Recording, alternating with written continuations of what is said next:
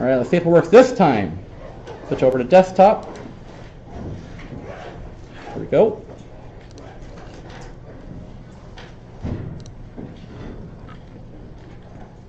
All right, chapter 1, the chemical world. So I do want to point out here that I'm not going to be putting a ton of information on here. I'm not a big fan of people putting like walls of text on their PowerPoints. I can't stand it. So I typically put the highlights, basically. I recommend against scrambling to write down every last thing that I have written up here, because you do have access to this online. So I think if you actually have your PowerPoint in front of you, it's better spending time listening to me, writing down notes as relevant, not just copying the PowerPoint. All right, so first things first, what is chemistry? It's a study of matter, energy, and change. I've heard some people argue that it's the study of everything, because pretty much everything falls into one of those categories. Basically, the way we talk about matter and energy within science is that essentially anything that is not matter is energy. So looking at that picture of the candle there, which part of it do you think is the energy? What's that? The fire. Yeah, basically the light from the fire that we're seeing. So anything else there, the smoke, the wax itself, the wick, everything else there is considered matter. And also additionally, when we're looking at the change of things, there's two ways that we define change within science, whether it's physical or chemical. So what do you guys think? Do you think burning something is that a physical or chemical change, do you think? It's chemical. So essentially the way we define the different changes, if it's physical, you're not changing what it is. So for example, if I have some a cube of ice and I melt it, it started as water, it's still water. So that would be a physical change, where this thing right here, where we're burning that wick, the wick went from being a string to being ash. It's no longer the same chemicals involved there, so it's considered to be a chemical change. Another thing, in referring to chemistry in general, people will often refer to it as essential science, and sometimes people might think that that's us just being cocky, saying, oh, we're the most important science out there. It's not really what it means. It just basically means that it's impossible to do pretty much any physical science without doing a little bit of chemistry, because we're dealing with the physical and chemical properties of matter, and pretty much all these other disciplines deal with that in some way. So it's extremely useful to have a pretty solid chemistry background if you want to be a biologist, or if you want to be a geologist, whatever. So these are all relevant here. And then, speaking of environmental science, is anybody in environmental science program that you just started? The bachelor's program? Yeah, we're actually just now getting started on a bachelor's program in environmental science. We're all super excited about it. And yeah, you're going to be learning a little bit of chemistry in this program also. All right. Don't tell my colleagues about this one, but if you're consider someone to be a chemist, there's basically three things that you're mainly going to be doing. You're either a thinker, a builder, or a measurer, or a little bit of all of the above. I found myself working in the lab doing a little bit of everything in that category at some point. So when I'm saying thinker, these are the times when you're doing things like planning strategies, designing experiments, how are you going to apply whatever you're doing? And then the hard one are the implications. Implications are basically like, what do your results actually mean, and how are they going to affect the society? Those are the thinkers that do all that stuff. Next category here, the builders. These are people that are basically making things. So synthesis of compounds. So a lot of our pharmaceuticals out there now are synthetically made. They do come from a source in nature, but now we make them synthetically a lot of the time because it's usually easier to make things than to have to go out in nature to get them. And one example I can think of is, imagine that there is a cure for whatever disease that's natural byproduct of a sponge at the bottom of the ocean. It's probably easier to make that compound than it is to go to the bottom of the ocean every single time and grab some sponge. So anybody going in a pharmacy is going to learn a lot about this side of chemistry, the building part. And then this one is the one that people usually associate with chemistry, is measuring things.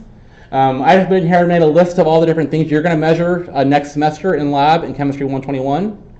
Remember, don't scramble to write down everything I'm writing here. You're going to have access to this on Canvas.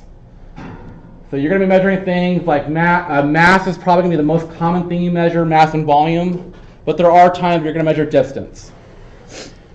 But that's all next semester, right? All right. And remember, at any point in my lecture, if you guys have any questions, you are more than welcome to stop me. So you raise your hand, blurt out the question, whatever you got to do to get my attention. Sometimes I'm not paying attention, just yell at me, hey, I have a question. Just here to help you guys out. Here I have listed all the different disciplines of chemistry. More traditionally, you could classify a chemist as one of these categories, but honestly, with the way science has become so interdisciplinary, it's impossible to do only one branch of chemistry here. So I have the most background in organic chemistry, but I have a significant background in analytical also, because technically my degree was in analytical chemistry. So the main categories here are analytical. I say here determination and quantification. Does anybody know what the word quantification means? No. It means the amount. So basically they're concerned with what is it and how much there is. Those are the kind of things that they work on. Physical chemistry is they look at basic governing principles. If you actually look at a lot of the Nobel Prizes that are related to chemistry, a lot of the earlier ones were actually technically physicists, and they got their degrees in physics, not in chemistry. But a lot of the names we're going to throw at you guys this semester, like Bohr and all those guys, they're all physicists technically. And then we have inorganic chemistry. This is the study of non-carbon compounds. And then we have organic chemistry, which is the study of natural foods, right? No. So when I use the word organic in this class, in any chemistry class, we're referring to carbon-containing compounds and not natural foods. There are certain types of carbon that are considered inorganic. Those are your carbonates and bicarbonates, like baking soda. That kind of stuff is considered inorganic. But for the most part, everything else is considered organic. And then we have biochemistry, which should be a big concern for those of you guys that are going into anything medical related or dental related. You're going to learn a lot of biochemistry at some point in your careers. And basically, I took the first biochemistry class as an undergraduate, and it was pretty much Bio 189 all over again with all the chemistry detail that went along with it. So it was literally that same class all over again with another layer of chemistry on top. And then lastly, nuclear chemistry. We're not going to talk about that at all really in this class. I have a few mentions of it. But basically we're looking at atomic nuclei and change it can undergo. And we'll cover that in chemistry 122, not 121. All right. I wanted to point out here too that these last two things, the types of chemists and the disciplines of chemistry, are not in the book. And I'm not testing you on it. So don't memorize these. I'm not testing you on it. All right, the word chemicals. So when we use the word chemicals in science classes, it technically means anything related to matter. Just wanted to throw that out there, but the way I use chemicals is probably the way that you use chemicals. Is you're referring to the stuff at the bottom of your sink, right? Like your bleach, your Drano, things that are toxic. I tend to use those words too for those chemicals, but keep in mind, technically, anything made out of matter is a chemical by the definition of the word. So just keep that in mind while you're reading it. If you see the word chemicals, they're not referring to things like bleach. They're referring to anything made out of matter. And we'll see this in a lot of detail later on, but I'm hoping you guys know this already, but all matter is composed of atoms, and then they can form by chemical bonds to make molecules. And we're going to explore a lot of the details and the nuts and bolts on how these things kind of come together and some of the physical properties that come as a result. And here I threw a fun picture here showing you the scale of an atom. Keep in mind that this is a logarithmic scale. So a logarithmic scale basically means that as we go up each notch, it's an order of magnitude. So going from here to here, this is 10 times bigger than the one before it. So you can imagine how small atoms are. You can't see them with the naked eye. All right. Now the main part of the chapter, so when you're doing the online homework, as well as the stuff I pulled from the quizzes, this is going to be the main thing that we're going to be looking at. So if you understand the scientific laws and theories and the scientific method. So scientific law and theory, the way we use these terminology within science is we consider both words to be considered to be fact. So some people like to discredit the word theory, saying that we don't understand something or it's not fully understood. Yeah, that's part of the truth, but we still accept things that get to the point of being a theory as being factual. And like I say here, dismissing scientific ideas due to it's only a theory just demonstrates you don't understand what the word means. And I see this kind of argument all the time on social media. I'm pretty sure you guys have seen it before too. So what I want you guys to understand here is the difference between the two. A scientific law is something that states what's going to happen in a cause and effect type manner, and it accurately predicts. The main difference between a law and a theory is that the law does not explain it. It just says it is. And a good example I can think of, I have here the gas laws mentioned. So basically, as pressure increases, volume decreases. I'm not saying why or what's causing that. It's just that's what happens. Or as temperature goes up, volume goes up. We just know it to be true. We're not explaining why it's true here. And we have the conservation of mass and energy. Do you guys know what the conservation of mass is? Mass cannot be created or destroyed. Yep, mass cannot be created nor destroyed. And then we have the 3 laws of thermodynamics. We're going to explore some of it this semester, but most of that's in your next 2 years. And just a little funny thing here, so if you go on in chemistry and take physical chemistry, the first semester is literally nothing but thermodynamics. So it's actually a pretty broad topic. We're just going to graze the surface of it in this class.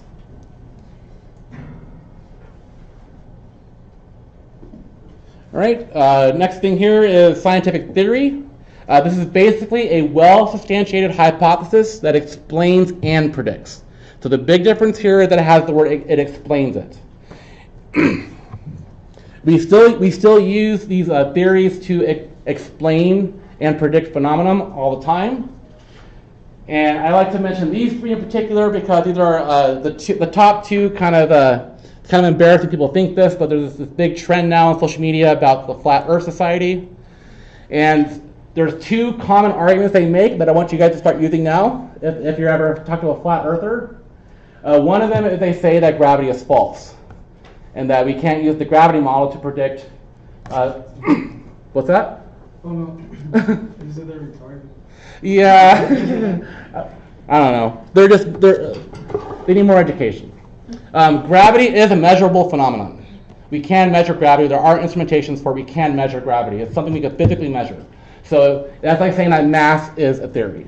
We know that mass is true as well. Another one here too is relativity.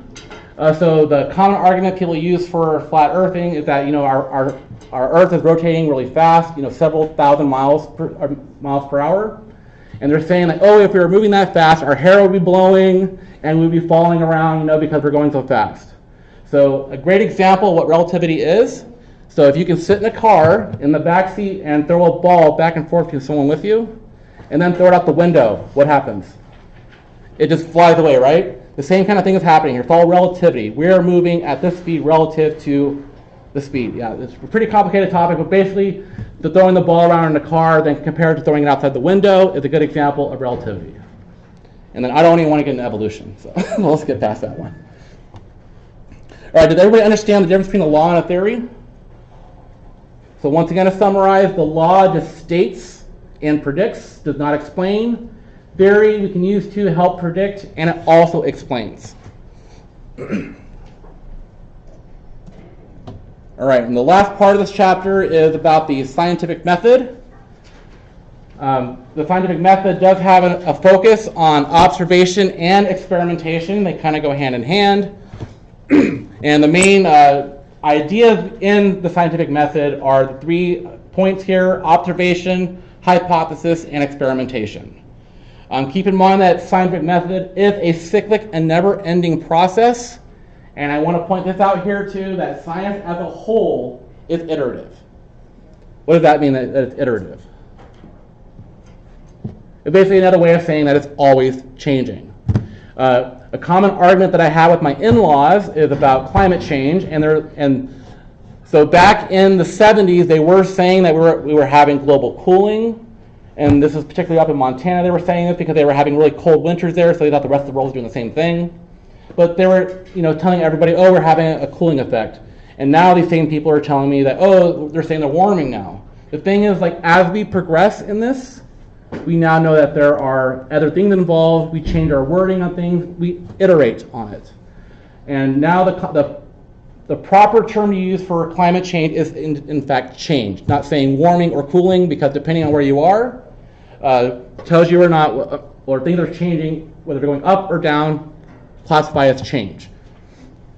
So, for example, the main thing that we're concerned with as climate scientists is the wild up and down swings. So hopefully we can get to a point where we kind of stay moderate and temperature patterns stay roughly the same. But we're seeing worldwide there is a net warming trend, but people are having huge, really cold winters too on top of it all.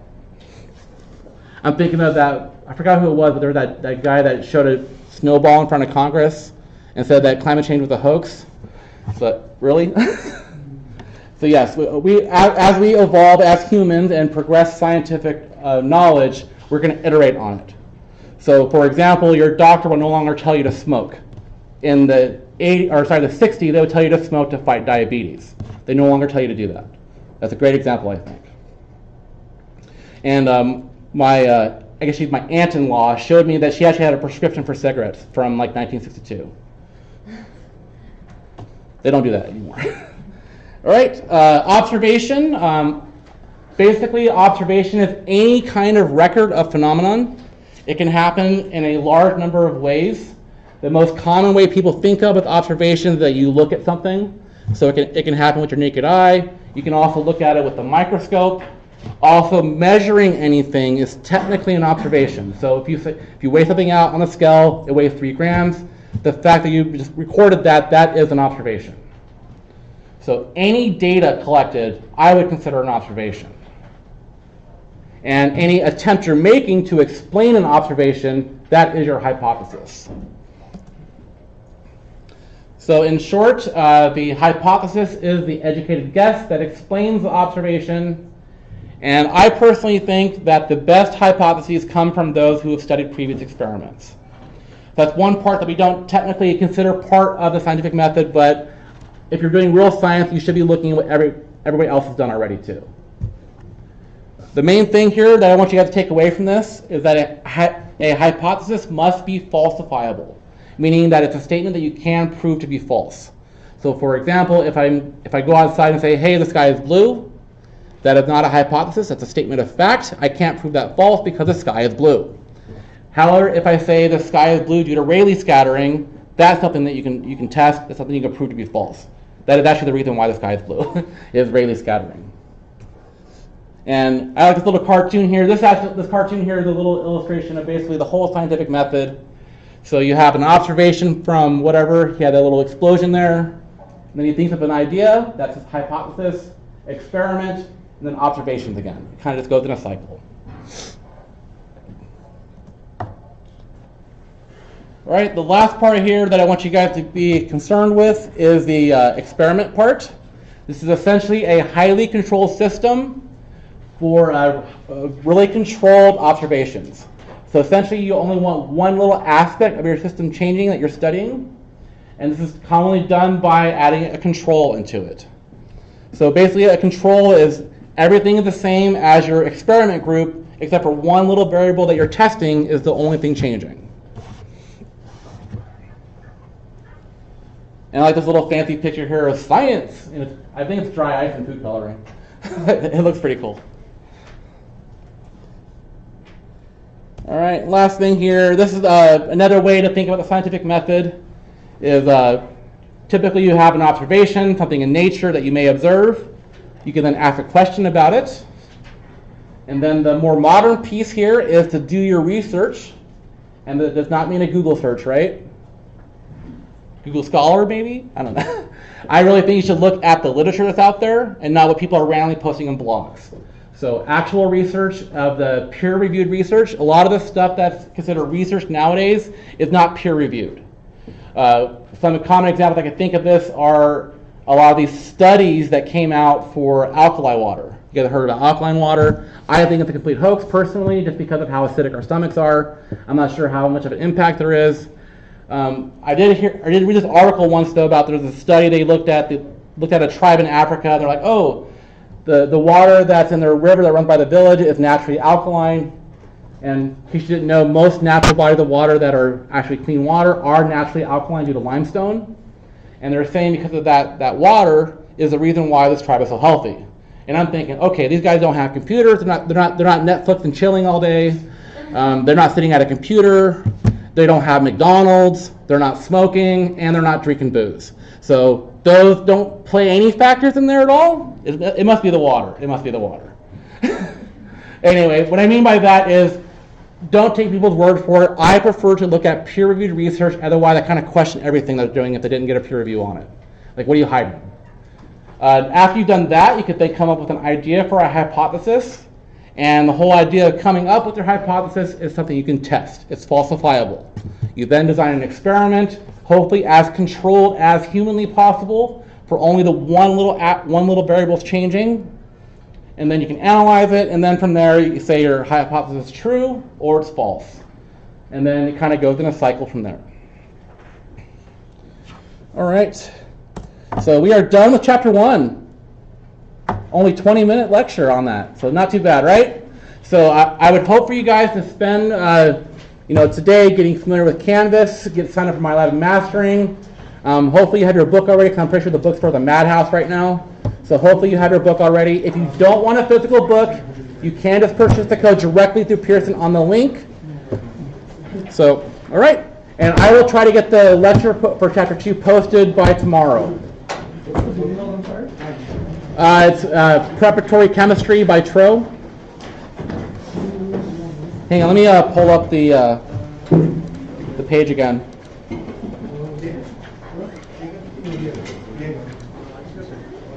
Yep, so if you go to the Canvas homepage, I have a picture of the book down here. Up here. Yep, Introductory Chemistry Essentials by Tro. All right, if you did not get a periodic table, grab one on your way out. And here's to a good semester.